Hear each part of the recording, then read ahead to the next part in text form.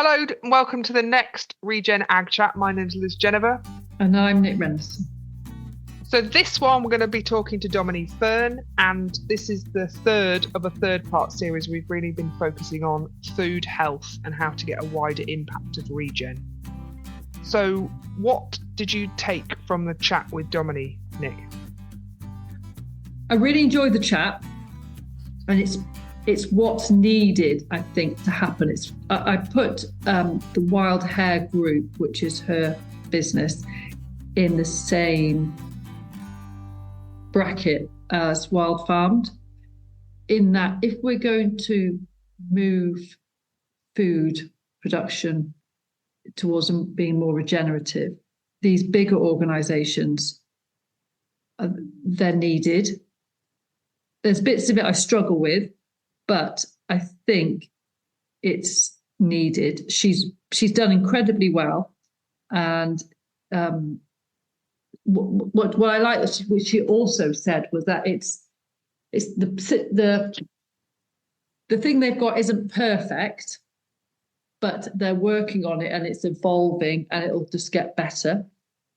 The work they do with Rumi. So. I think it's a much needed business in the system. What about you? And I similarly massively respect her ambition. She came up with the idea, and it's now moving into a second phase with some additional investment. So it's just the scale of what they could achieve is ginormous, and also making that selection of ReGen products easier. So it's less complex. You don't have to necessarily find them from several different producers. Do you? It's in a convenient package, which is a ready meal. And I think it's also that it's not like a closed shop, is it? They're still looking for farmers. They're still looking for solutions. So, she highlighted the fact is that they're not sure how to get pork into there at the moment. So again, looking for farmers that could help find some of those solutions. That's what's interesting, is that the potential of it is huge. I know, and I think both of us know how labour, it takes a lot of time to sell direct off a farm, and there are lots of good bits about that, but it is really hard work. And I think sometimes I feel I'm quite protective over the ReGen, like it's got to be very farmer-led and quite small. But actually, these bigger organisations are what we probably need. Yeah, no, it's back, and we need to get to scale, don't we, to have the impact, and also to give people the choices. So do you remember when we did that meeting with Co-op, and there was a question about how do I get them? How do I get this stuff? And that time our default answer was, you've got to go and make friends with some farmers. So it is providing some convenience. And I know there's other, we can highlight ethical butcher, or there's other examples, isn't there? But not necessarily in the convenience ready meal market. As she said, they're the first one. Yeah. I really, I got a lot from it.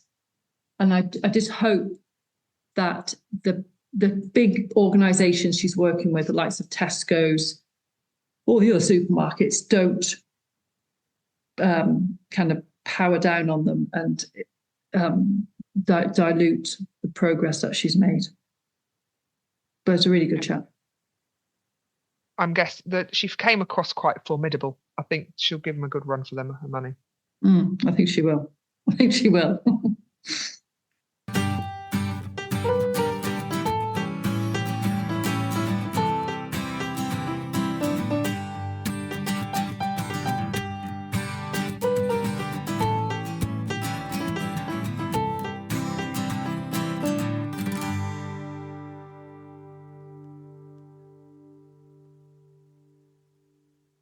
So hello and welcome to Dominie Fearn. With over 20 years of experience in sustainability, Dominie Fearn, founder of the Wild Hare Group, studied the environment at university and developed a passion about nutritious food and its link to soil health.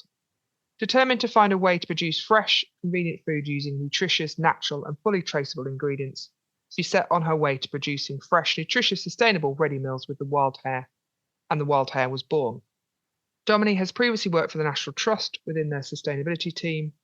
We know her through her involvement with ReGen, who sponsored Carbon Calling Conference, which is an app helping farmers to record how they're improving their soil health. She's hoping to use it as the way for farmers to record what they're doing, e.g. grazing days, biodiversity, and which can be used as evidence within the supply chain. So I suppose the first thing is in terms of a bit of context around the bits I've just said. So in terms of easy bit, try to start with the National Trust. So what were you up to with the National Trust? So it was a very definite choice for me to go and work at the National Trust.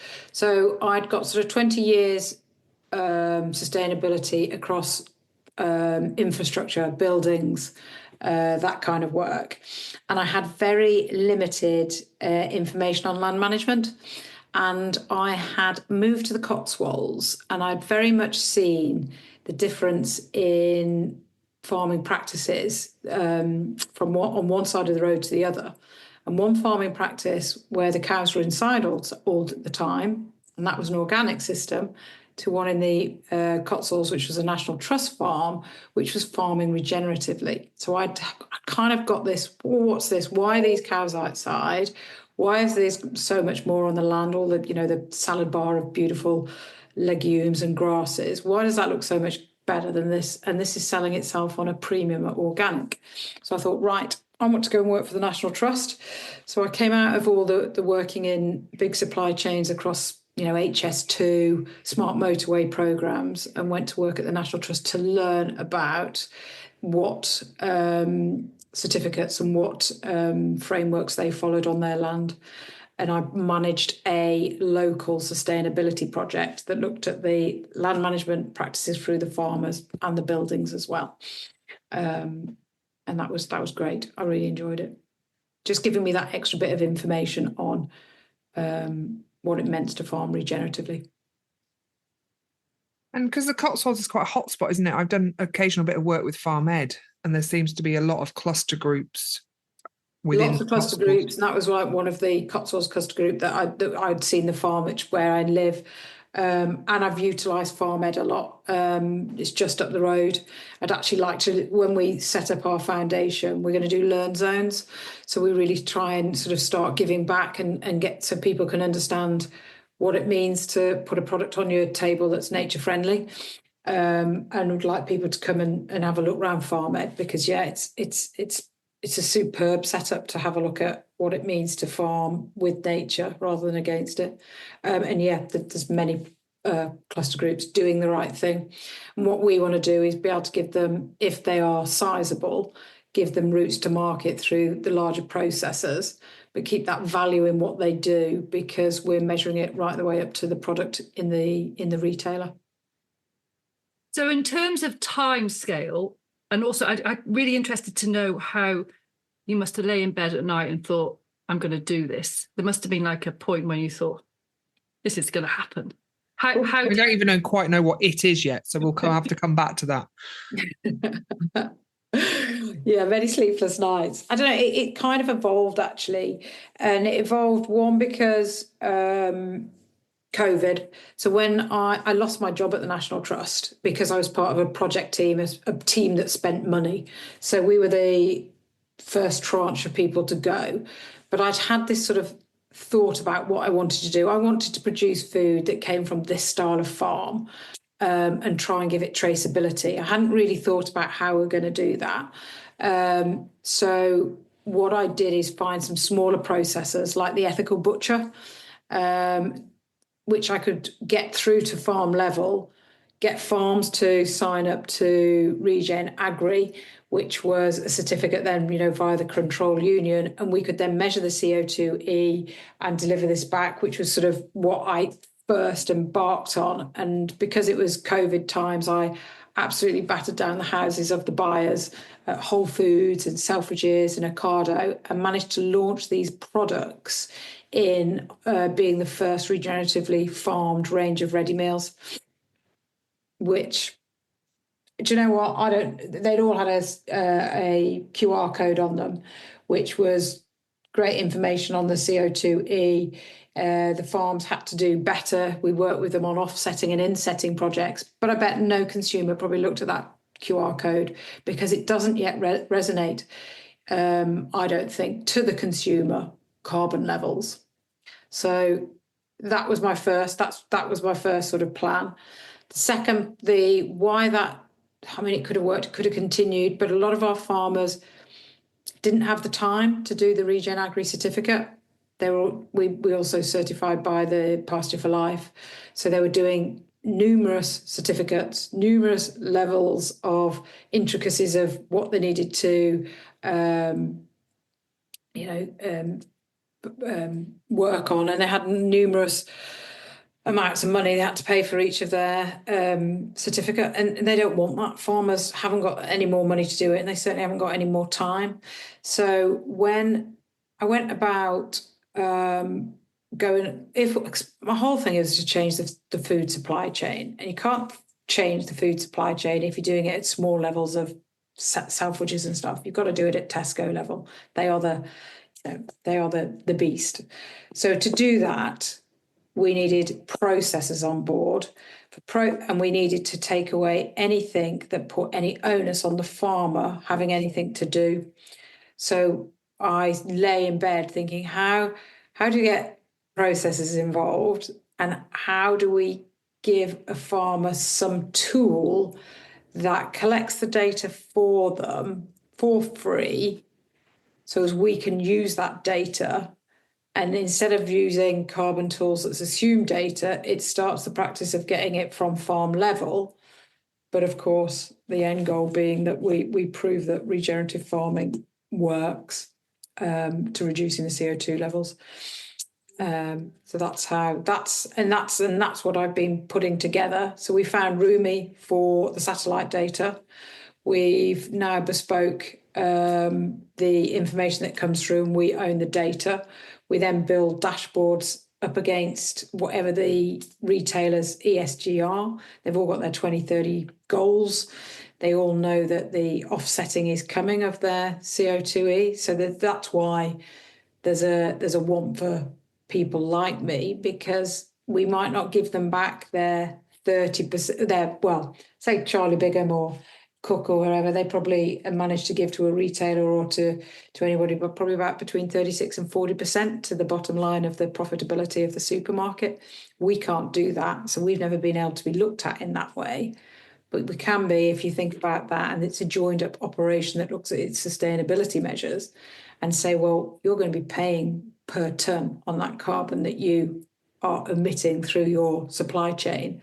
So where are you going to get that data from? Why don't you take the better data, know that we'll present you the data, but know that in time that data is going to be going down, because all those farmers are starting a regenerative journey because they're on a grazing app. They're being told when to move those animals at the optimum time. So there's less soil erosion, so there's more carbon capture. So actually that farming practice should start to reduce this that we're giving you just information for in time. And that keeps a value to those farmers that want to do the right thing, because our supply chain is going to keep you in it. Because our hope is, because our measures are getting better, they're continual improvement, not like organic. Yes, we do have organic standard, but organic is that linear. We've ticked that box, brilliant, we can stick them inside kind of thing. No, we want days outside, we want to grow the amount of days outside, because then that's doing more for the soil. That's better soil. That's a happier animal. And actually, in the end, if we've got those two things, we are going to produce nutrient-dense food. And that's when we want to bolt on the other things that we want to be doing. Nutrient density. We're working with a company now on nutrient density, which will look at each batch. So within which point is that food that nutrient dense? So somewhere, is there a kitchen? Yes. There's 2 production units. So we've got an NPD, a new product development. What's an NPD?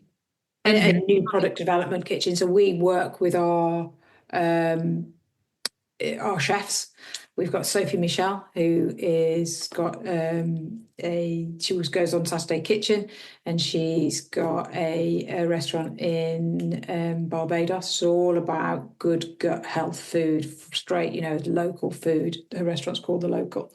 So we work on creating dishes within what work on lesser carbon. So like say our beef bourguignon is half beef, half bean, because of the carbon intensity, and she works on getting those right. We've got a unit, a production unit that produces frozen food, and a production unit that has chilled food coming out, all ready to go out in Q1 next year. So we've had all these, we've taken all the sales down now because that supply chain is obsolete because it couldn't manage the volumes that will now come back in as we hit Tesco's.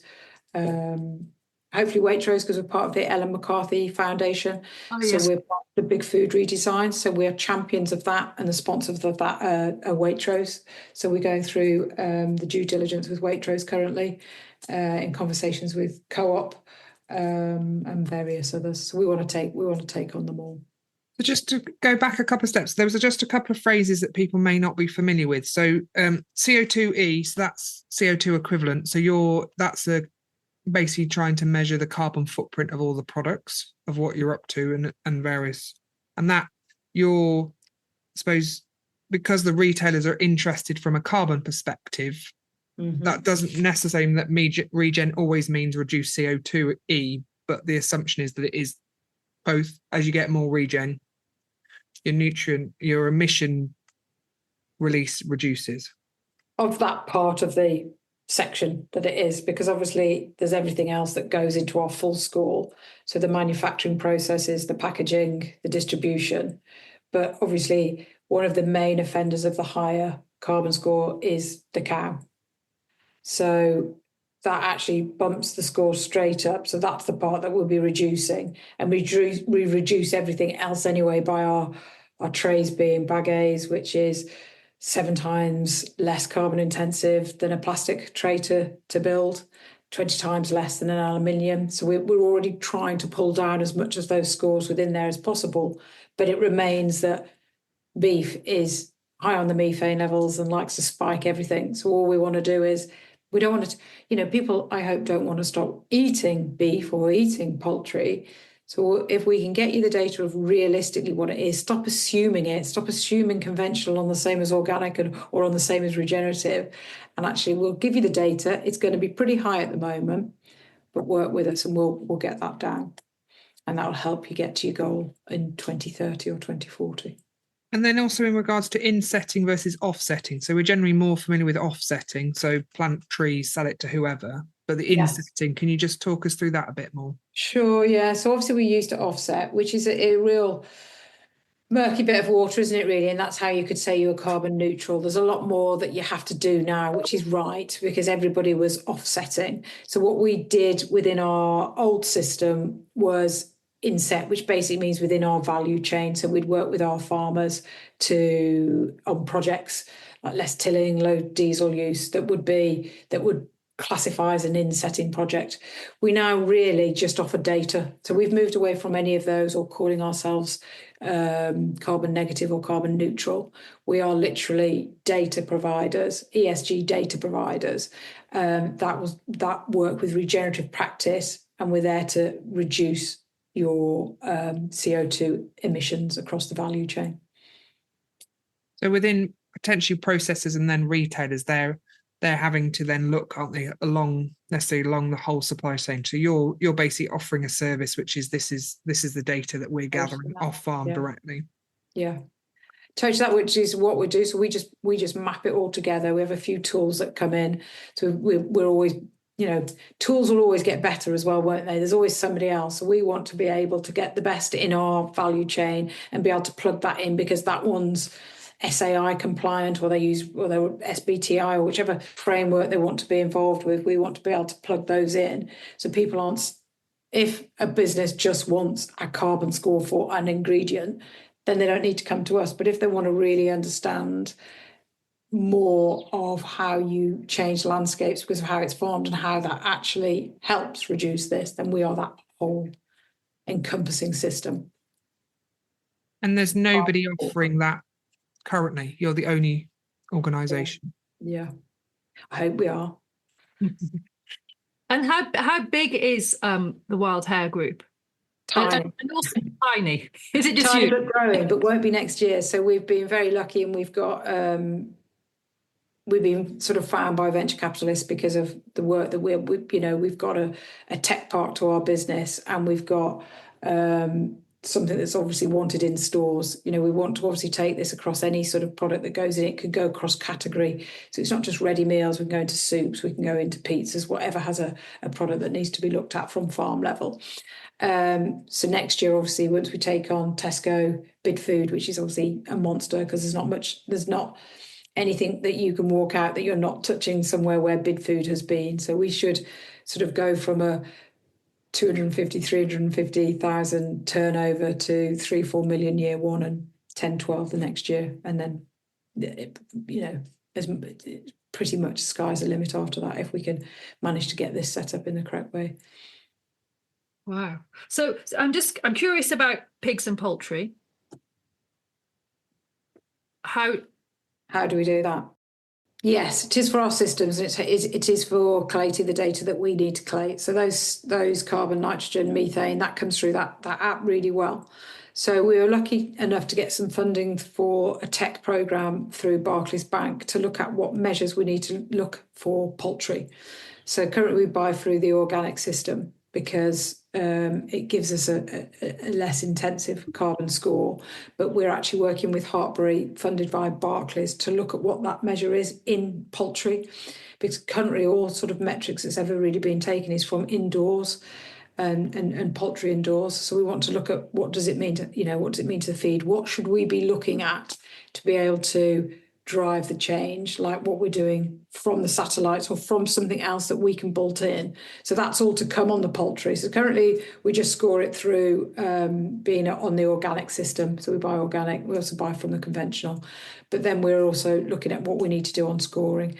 Pork, we don't put pork in anything. We've even taken lardons out currently because there's quite a reduced number of pork farmers in the UK.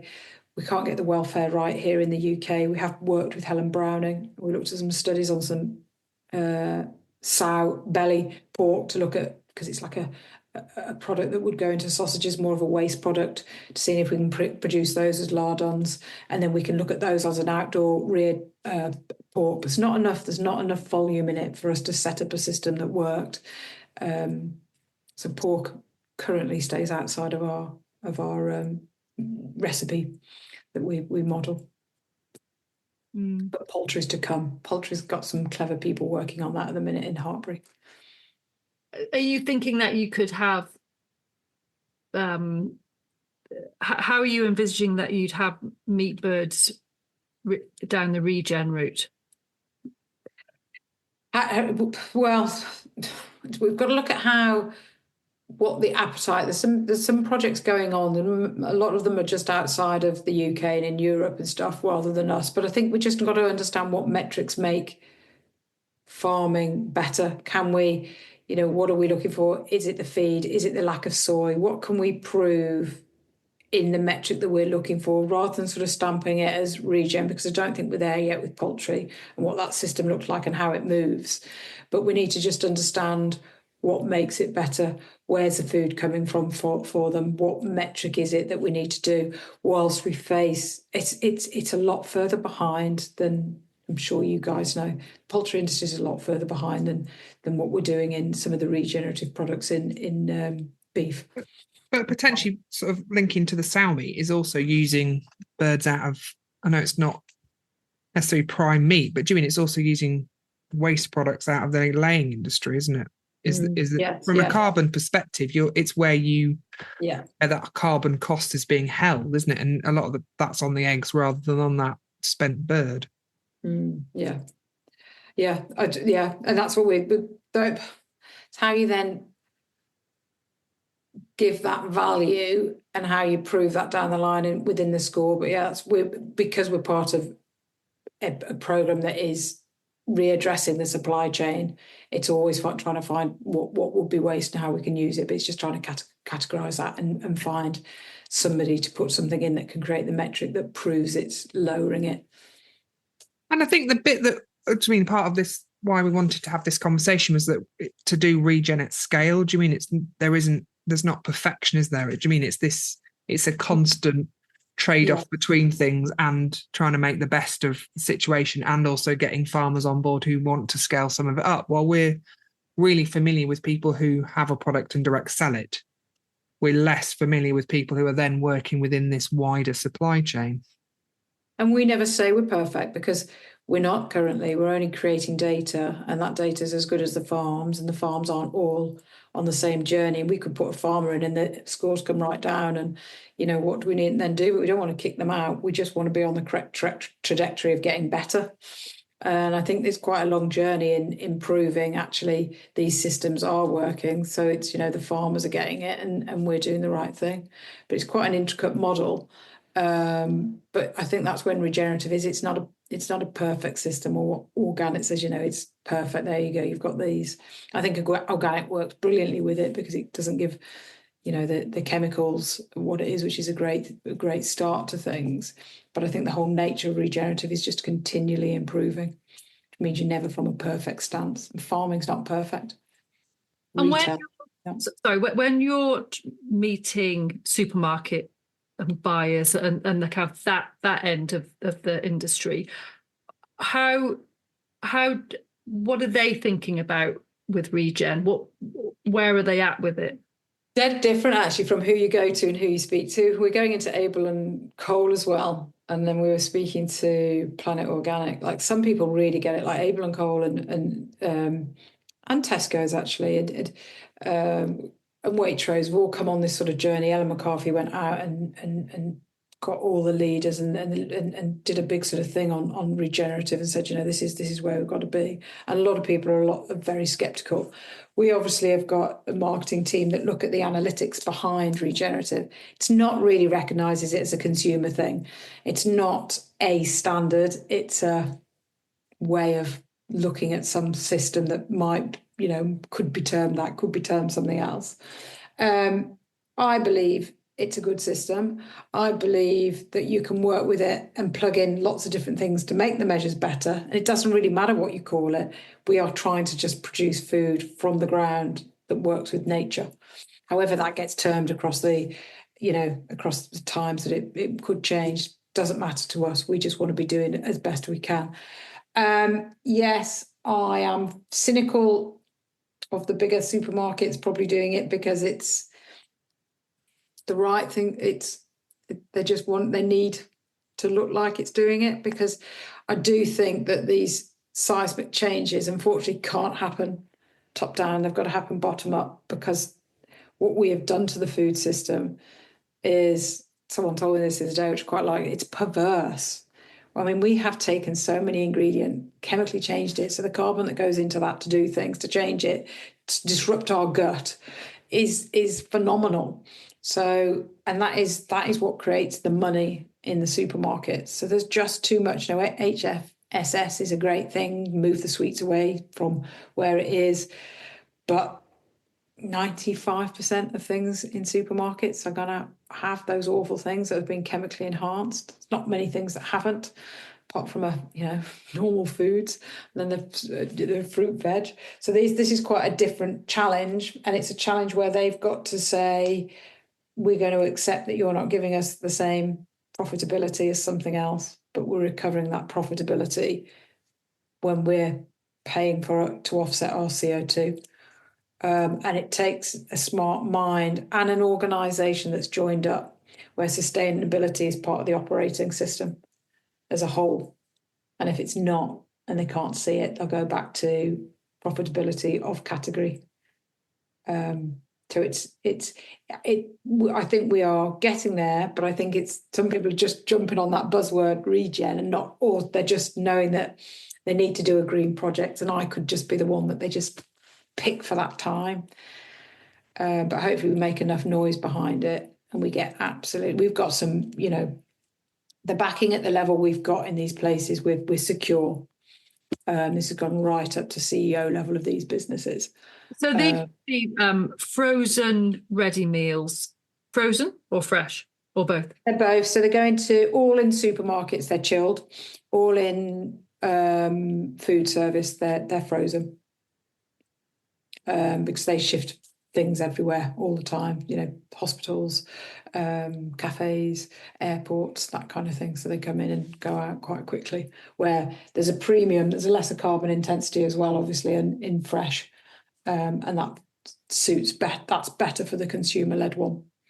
And how much, this is a very dull question, but how much date do they have on when they go to the supermarket? They can be, we produce them on production with 10 days, and you have to hit 75% into supermarkets. So they've got to go in really with 8 days. But that's into their depot. How they get them out can be, I think Ocado, you have to have minimal 4 days on a ready meal, but we've produced them with 10. How often is a ready meal eater, Liz? Say again. How often do you have a ready meal? People from farming backgrounds, it's not their thing. You know, it's not. I used to, but I suppose what I do now is make meals and then batch freeze them. So it's like my own ready meal. That's how I'm going to get out of that question. But in terms of when did I last go and buy chicken korma with rice in a plastic tray? Years ago. Well, maybe in our Bagasse plant-based trays with all natural, you might do. You never know. That's what we are trying, and that's when we go up on the Tesco Club card. We're trying to find people that buy organic, because they will go in organic into Tesco's. And we did that on purpose so as we could go alongside Charlie Bigham, and sell at the same price. Obviously, we're losing out on doing it, but we've got to show that an organic is recognised. So that's how we're proving the difference currently, let alone the metrics that's going in the background.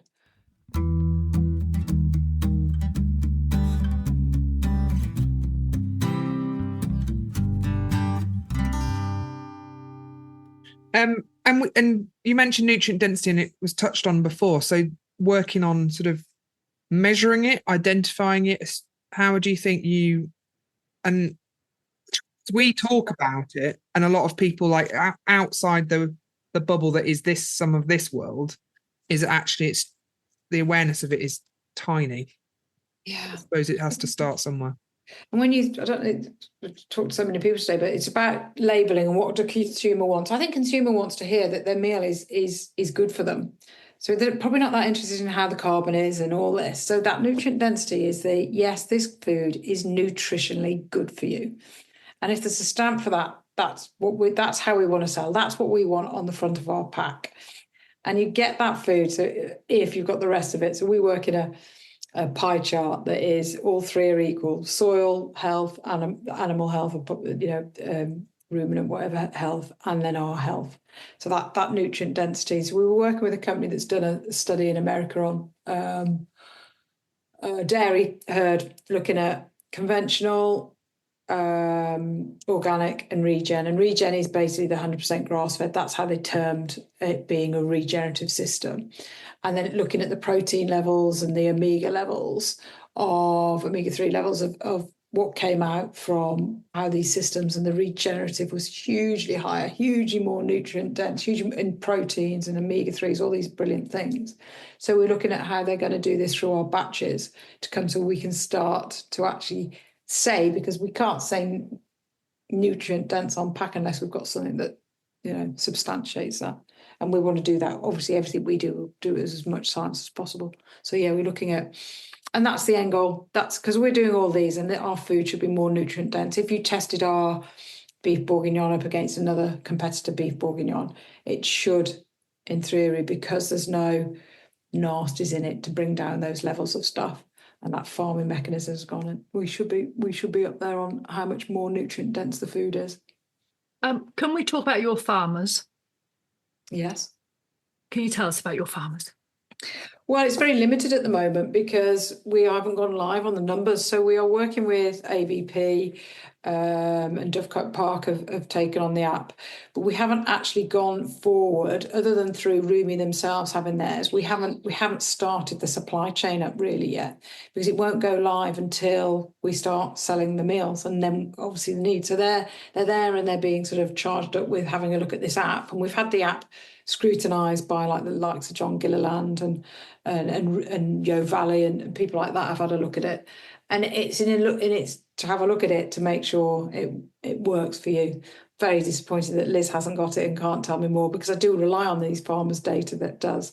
But our real information and real time will come once we do the switch over and do the first orders, because obviously then we're growing and growing, and we want to do a big campaign, and get our in the press and in Farmers Weekly, Farmers Guardian and stuff like that, to say, if you're selling through these, we want you to take on this app, because this is what it's going to do at the end. So you're potentially either ABP, Dovecote, so they'll supply a particular. So you're not necessarily getting whole carcasses, are you? You're getting supply from within those processors to what is supposed to spec you need. Yeah. So it'll be siloed. So we've got, again, clever people where the algorithm is looked up. If we haven't got somebody that has taken it, because can't make a farmer use the app, we would like them to. We're going to make it mandatory that they get offered it. But then we have to have the right algorithm in place that says that amount of that amount of beef came from that amount of cows. That was those cuts that came out of ABP, and that went into making that amount of ready meals. So there is a lot of science behind what it is. But our job is to try and make everybody on it, because then the data's better. I suppose, and that's what's the interesting bit about like the bone, the stocks and the bones and all of that stuff. It's making more use of that carcass, isn't it? And then therefore the proportions always keep going down of the other bits you're going to use. So yeah, we work with a company called Uproar, which is on burgers and meatballs, and that's the same, that we can balance that carcass as well as we can and give. So we, the only things that we don't need are the steaks, and those are the things that can go out and be sold. I did approach Jeremy Clarkson and say you should have steaks through us, and we could put them through there, and then we can give him regenerative steaks, seeing as he's all on his regen journey. But he wasn't so sure if he was that bothered about that. Oh, it's not that he hasn't been well. He just did respond, but wasn't keen. I went to see him, actually. He's a nice chap. I went to see Lisa. I wanted Lisa on board in a campaign, because I'm all for the female, driving businesses and that part of things. And I wanted a part of a campaign. And I suppose rightly, Jeremy said he can't stand for sustainability when he's got a Lamborghini tractor and 7 Ferraris on his front lawn. So he has to watch what he says with the Daily Mail at his feet. But what he's doing, obviously, with Wild Farm, and that's where we would like to get to. We've already spoke to Wild Farm, say, about what we could do in these nature-based styles for Waitrose and stuff. In they could be making the dough for the pizza, and we're doing all the topping. You're really getting to that euphoric moment in the food system then. But with that comes price. And are we ready for the real value of the real cost of what food is? Wow. It's just the logistics of sourcing. Like I was talking to someone, doing a panel with them this week, but Unilever, like just thinking of veg stock, or the scale of like getting all of those vegetables at the quantity you need from the supply you need. I mean, it's just it's the logistics of traceability just starts to fry my brain when we get to scale. It's not impossible. It's just, and I suppose the other thing is within current supply chains, people do this all of the time. We're just less familiar, so it just seems terrifying. But actually, this is what happens all the time. It's just coming from some slightly different sources. Yeah, in which way? What do you mean? Like, how do you manage supply into? So you've got today. I'm going to make 2,000 stock cubes or whatever them. So how within that supply chain, that's well managed, isn't it? People are well experienced of managing that at that scale, because that's what that food industry's done. It overwhelms my brain, but I've never worked within that sort of processing sector. Supply chain, yeah, it's huge because you've got to test it, and actually that's where it fell down quite a bit on the organic. We're not brilliant in the UK at organic.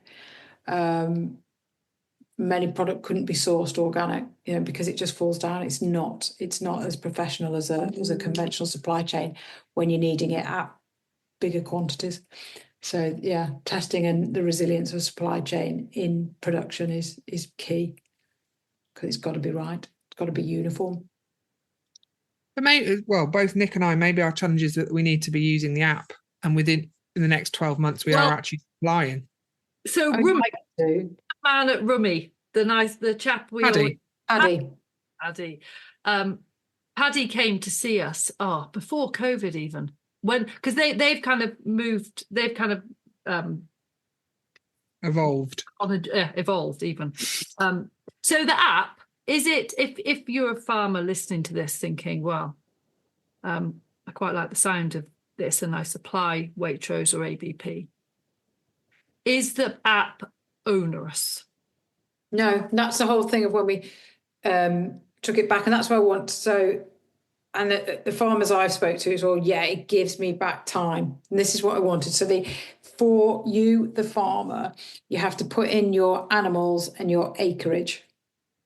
And then everything else, yes, you can use it more if you wanted to. And yes, of course, we ask for carbon samples every 5 years to make sure everything's SBTi compliant. But in theory, the satellite data will now track all your gases. So it'll be looking at what you said that you do have to put in. What are you feeding these animals? And then the measurement of the grass and everything is being picked up by the satellites. That's looking at the methane levels and everything else. So we hope that it's useful and it's keeping all the data in one place. If you take extra pictures, then when you're going out to subsidies, you've actually got something like a little file of all your information in one place. But for the very light touch of it, once you've set up your acreage and your animals, you're looking at it as a map that shows you which areas you should be taking your animals into. So you're not having to free walk that farm. So it gives you back time there, but it's also hopefully helping you with your yield because it's moving at that right time. But of course, locking in the carbon. So, and that's the data we need from it. If you utilize it in more, then you want to put more data, you want to take more photography, then it just becomes even better tool. And we can start then looking at the biodiversity, which is another thing we'd like to start capturing, how many species are on these farms that we are working to, and then we can have that as a monitored indicator. That's what I think the kind of acoustics and all the biodiversity and water quality, that's the bit that I think is really important, because people get a little bit carbon tunnel vision, don't they? I think it's the like the biodiversity, and I occasionally use Soil Mentor. So I was involved with, I was just logged in actually. My farm's still on Rumi because I was involved when it was still in the sort of grass monitoring phase, so using satellite imaging and then ground truthing with measurement. So I was involved in that, but haven't sort of moved on to this next phase. Occasionally use Soil Mentor for soil health sort of monitoring. So that's digging holes, recording it, taking photos. And they do have some biodiversity bits within it, but it's the sort of the protocol, isn't it, to make sure that, like, I don't, every time I see a barn owl, I just keep pressing barn owl. That's not really helpful. It's like, how do you set up the right protocols to make sure it's fair? So I think you have to spend 20 minutes in each field, something like that, and then record what you see as a way of just trying to get this. But I think the acoustic, putting a recorder in a hedge, seeing what you get. Now we're all really familiar with the Merlin app. We know it's not 100%, but it's certainly going to identify most things. Yeah, and that's what we hope.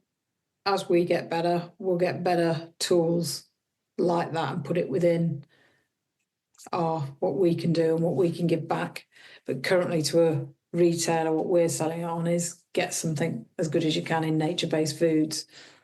We'll collect a supply chain of good farmers, and then what we can add to that is whatever's needed, that proves that we're growing nature. Well, I think it's great. I think the at scale bit, and it's what Wild Farm have done as well, isn't it? Because otherwise we're just kind of pitter-pattering around the edges. Yeah, and that's what I didn't want to do. If you're going to make seismic changes in a supply chain, that is just ridiculous. You have to go into the supermarkets, don't you, and try and find yourself a product that's not fruit and veg, that isn't tampered with goodness knows what. I think what we've done, really. The awareness of that, isn't it? Which is the idea of looking at the ingredient list, and if you don't recognise them, why are you eating them? There's a bit more recognition of that.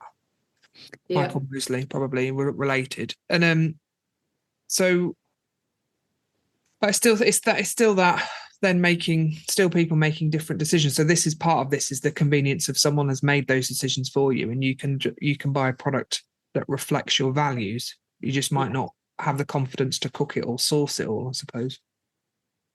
That's what we want. Only ingredients you know of. Let's not create ingredients and take it away from something being that ingredient. We use stabilizers instead of cream. Well, actually, let's love the dairy industry and use cream because it's better for us. If you really want something that's working in our bodies, it's what's come from nature. It's not the tampered stuff. It's all. And yeah, I went to a talk at Groundswell, and I can't remember, but it was a big food service caterers, and they were saying that probably about 1% of where they were currently is regenerative, but they in 5 years they want it to be 50 to 60%. So you suddenly go, and I think they were doing millions of food servings sort of a week, like at that sort of scale. So it might have been a glass of champagne, or it might have been a sandwich, but they were like working on a lot of different scale of enterprise. But and just listening to that, it's like, but where's that going to come from? Because there's not enough conversation happening between farmers who are wanting to do it and food service that want it. Like, and so then that's when you end up with bigger companies just sort of pretending it is, or satisfying that demand, but actually you haven't created the farmers who are supported into being able to deliver some of that. Not sure to question that. That's the bit I find difficult. Is I can do huge amount of work to connect the farmers to the food service, and I suppose the example of you're the only one at the moment, but there's other ones that I suppose need to be developed, or yours gets bigger, or.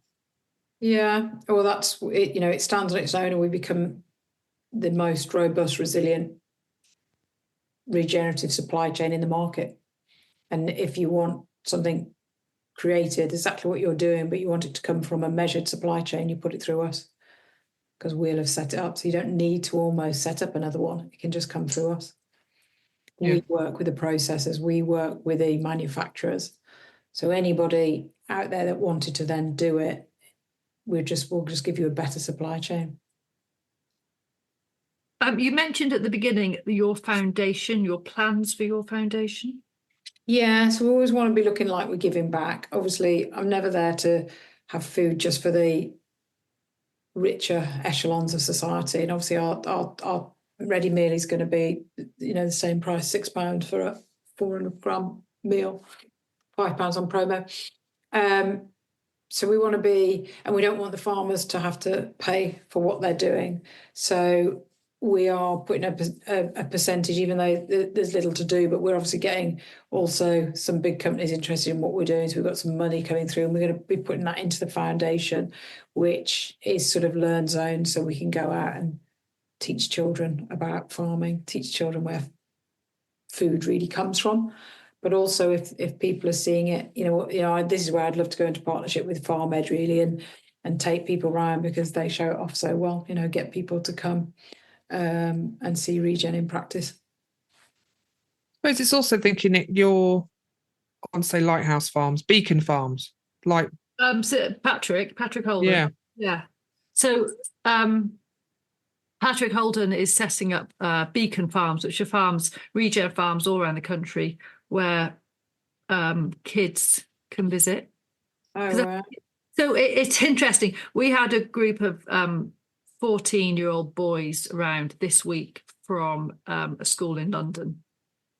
quite affluent, but they were quite a small group, and we showed them the chickens and the pigs and the cows, and they were obviously really intelligent kids, academic kids, utterly clueless in the countryside, as they would be. But I mean, they were so worried about soil and dirt and keeping clean. Bear in mind, they travel to school on the tube every day. And they just were,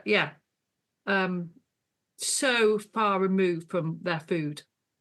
So I wooed them with some bacon, actually, and they loved it.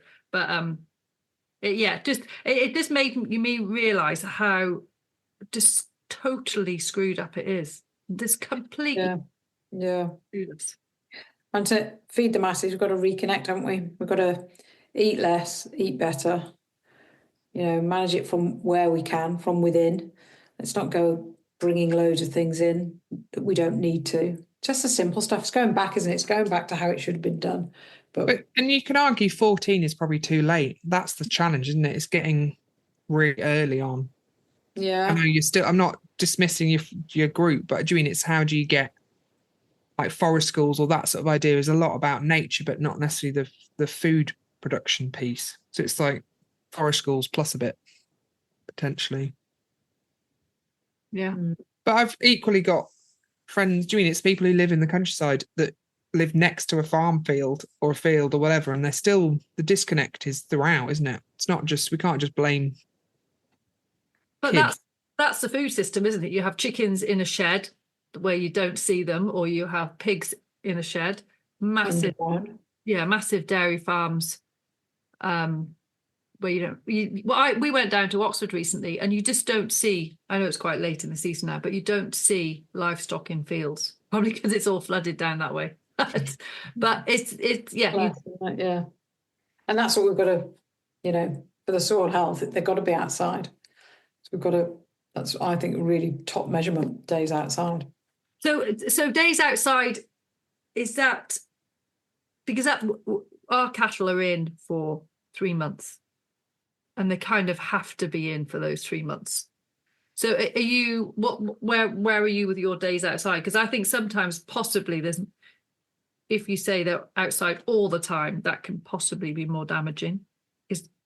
Not everyone believes. I mean, I think they can be, but it depends. I'm not a farmer, so I'm not there telling. But I think they need to be. I think we need to think about what makes that soil the most natural and carbon sequestering as possible. It's got to have those cows outside, and what that number is yet to be determined, I suppose. But as long as they, yours are out 3/4 of the time, it's got to be a great start. A lot of people aren't out that long. So, as long as they're out, I think it's okay as well to bring them in the way that it does get wet and it's sunny and then they've got their food. But there's got to be, that's okay for the animal health. That's good for the animal health, but it's not all right if it's all the time. And then it's not all right for the soil health. So I think we've just got to balance on what that is and make sure it's predominantly outside. And that, I suppose, is the reality is that if you were truly carbon, supply chains that are carbon focused have intensive finishing, never out pasture. So it's trying to have that balance, isn't it, of carbon, of still looking to be reducing carbon emissions, but also producing quite a natural or naturalized system of those animals are grazing for at least 2 summers or whatever it happens to be. Yes. Don't create products that they say that, this is, I think Sainsbury's did low carbon, didn't it, through finishing them early and all this. Well, actually, but it's not doing anything good for the whole ecosystem. So it's just a greenwash exercise. And that's where the biodiversity, I mean, that looking holistically, as we would say. Yeah.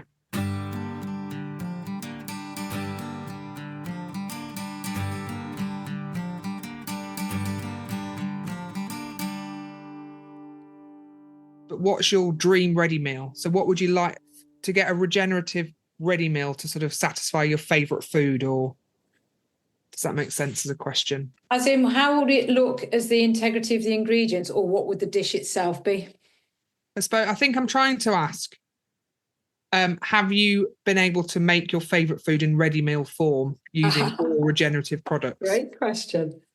They all have to be liked by me, or I don't like them. And sometimes that's really hard because not everyone likes everything, do they? So I have to really try and be subjective. But if it doesn't tend to make the final cut unless I think it's good enough.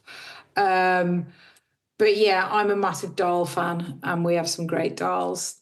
It's on the Zoe app with the number one sort of ready meal. So I because those are so good for your gut, aren't they? They've got all, split peas and stuff like that, and lentils. I love those kind of things because I've struggled with gut health, and those things work really well. So that kind of thing, I love. We've got great curries. We've got the beef, and I like to bring beef in as much. So I love anything slow cooked beef. So that's coming in. But wait till you see some of the food that's coming out next. Actually, so there's a range that's obviously going out into Waitrose. These. I can't see it. Hang on, it's. Oh, yeah. You see these? These are cut. So they're coming all like the different nice colours. So we've got all these. This isn't great for a podcast, but you've got great. We're doing an audio description. She's holding up some packets. Just holding on. So these come in. Cauliflower and spinach dal with a nice porcini risotto. Yeah, and then we've got this lovely other ones that are coming that are going to be pushing the boundaries a bit of because I do like, some different tasty things. But I don't know, actually, again, I don't know if it'd be an actual one. Probably the dals is my favourite meals that we have, and they got the 3 stars, which no other ready meal I've got, actually, because I really worked, we wanted those to be exactly right. But yeah, they do get scrutinised. They do get heavily scrutinised. I think we taste really good because you can't have this and then taste rubbish, can you? And you mentioned when do they go live? So we're working on all those dates now. I'd say there's been 2 things. The manufacturing, putting in the organic certificate through the thing has taken time, and then being part of these cohorts of these special SME programs that we're part of with Tesco. We have to wait for those to go live. So we should be out across most places by March next year. Wow. April at the very latest. So, and avoiding the January where nobody eats anything. Yeah, we had a go live with January in Tesco, and we said that's not really a great one, is it? It's all discount stuff, and everybody goes off meat. Everybody's doing all that, so we won't put our beef in red wine in January. Or maybe like the 10th when everyone's they're bored of that. When they're all bored, yeah. So that's what we're hoping from. Well, we're not hoping. That's what it will be. From March, April time next year, you'll see us hopefully. If you don't, then it's all gone very wrong. And as Nick said, if farmers are interested, then a route in is via Rumi, isn't it? So Rumi is RUUMI.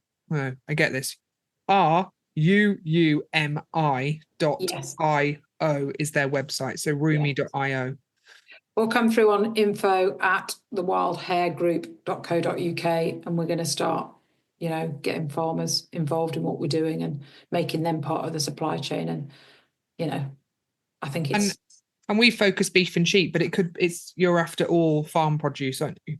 Yeah, at some point. At the minute, most of our data will go into beef and sheep because that's what Rumi can work well with.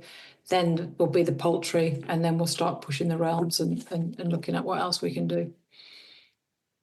Perfect. Thank you. Well, I'd like to say thank you for doing it, because Liz and I have worked in this kind of area for a long time, and it's selling. Farmers think when they go regen, they can only sell direct, which is fraught with problems. And it turns people off because they think they're going to have to faff on with boxes of beef everywhere. And this is putting it in there, yeah. And, it's hard work doing all your promotion and selling it at the bottom of your drive or whatever each time. So this is, as long as you can get to an abattoir that's linked to what we're doing, then... And a lot of people like selling through like ABP. We try to pick them, they pay well, they pay on time, things that farmers need. So we looked at all that as well. So people, profit, planet, all the rest of them.